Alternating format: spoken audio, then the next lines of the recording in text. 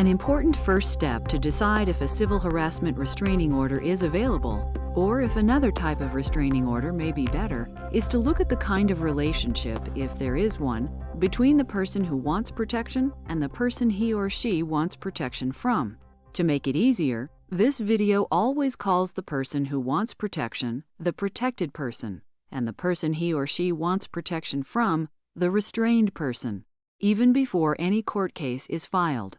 The court may make a civil harassment restraining order if the protected person and the restrained person do not know each other or are not too closely related. For example, the protected person and the restrained person can be strangers, acquaintances, or former friends, neighbors or schoolmates, roommates or a landlord and a tenant, a business owner or employee and a customer, or aunt or uncle and niece or nephew, cousins, or more distant relatives.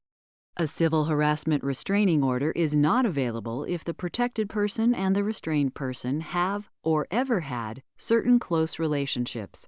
The court may not make a civil harassment restraining order if the protected person and the restrained person are or were spouses or registered domestic partners, parent and child, siblings, or grandparent and grandchild, or parents of the same child.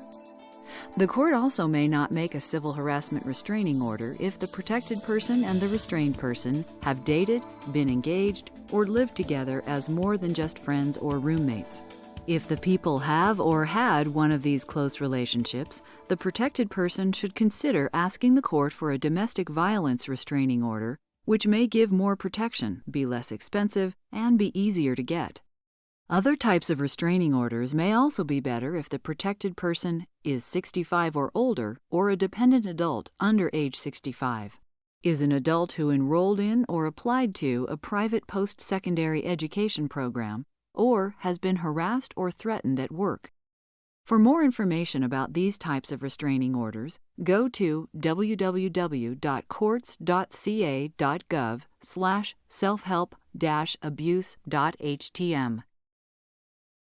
To make a civil harassment restraining order, the judge needs proof that the restrained person did something that the law says is civil harassment.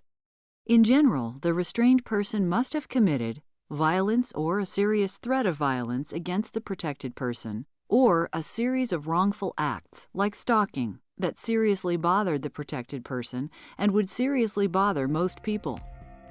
Many other situations that are bothersome do not amount to civil harassment.